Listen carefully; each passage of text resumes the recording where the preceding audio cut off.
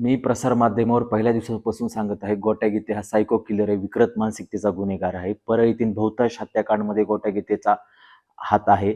महादेव मुंडे हत्याकांडमध्ये पण तो संशयित आरोपी आहे. बीडच्या पोलीस अधीक्षक साहेबांनी त्याच्यावर पहिलीच मोक्का अंतर्गत कारवाई केली, पण परळी पोलीस प्रशासनाने त्याला अद्याप आत्तापर्यंत अटक केलेली नाहीये.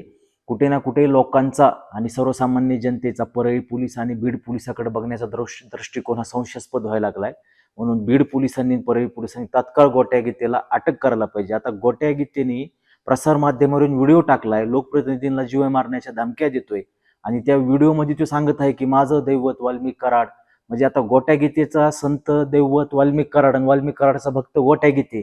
वाल्मिक कराडच्या ह्या भक्ताचं गोट्या गीतेचं आम्हाला कीर्तन ऐकायची वेळ बीड पोलिसांना सर्वसामान्य जनतेला बीड जिल्ह्यातले आलेले आहे.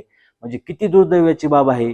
या गोट्या गीतेसारखा सराईत गुन्हेगार हा प्रसार माध्यमावरून सरळ धमक्या देत आहे सर्वसामान्य लोकांना.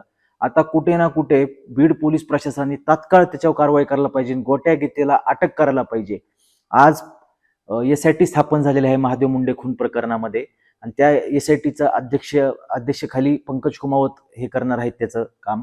तर पंकज कुमावत साहेब हे गोट्या गीतेला आणि ह्यांना तात्काळ अटक करते वाल्मिक कराडच्या पोराला त्यांना महादेव मुंडे प्रकरणात एवढीच त्यांच्याकडून आशा बाळगुता. कारण पंकज कुमावत ही प्राउंट आणि इमानदार अधिकारी आहेत, प्रामाणिकपणे त्यांचं काम आहे. बीड जिल्ह्याने पंकज कुमावतची कारकिर्दीचं काम जवळून पाहिलेलं आहे.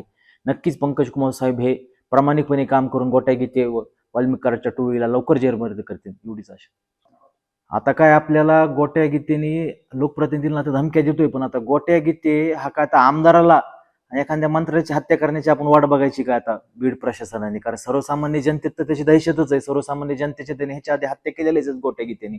पण आता एखाद्या लोकप्रतिनिधींची काय हत्या करतो का, वरिष्ठ अधिकाऱ्याची हत्या करतो, तर ह्या गोष्टीची आपण वाट बघायची का गोट्या गीतेची? म्हणून गोट्या गीतेला तात्काळ अटक करायला पाहिजे. आणि मी ह्याच्या आधी पण प्रसारमाध्यमापाशी सांगितलेलं आहे की गोट्या गीते आणि एक तांदळ नावक युवक आहे, त्यांनी मला, सुरेश दसालना व जितेंद्र आव्हाडला जीव मारण्याची धमकी दिली. ह्या तांदळीनी गोट्या गीतेनी जितेंद्र आव्हाड साहेबांची मागच्या ऑगस्ट सप्टेंबरमध्ये रेखी केली अशी पण आम्हाला प्राथमिक माहिती भेटली होती. मुंबईमध्ये जाऊन रेखी केलेली होती.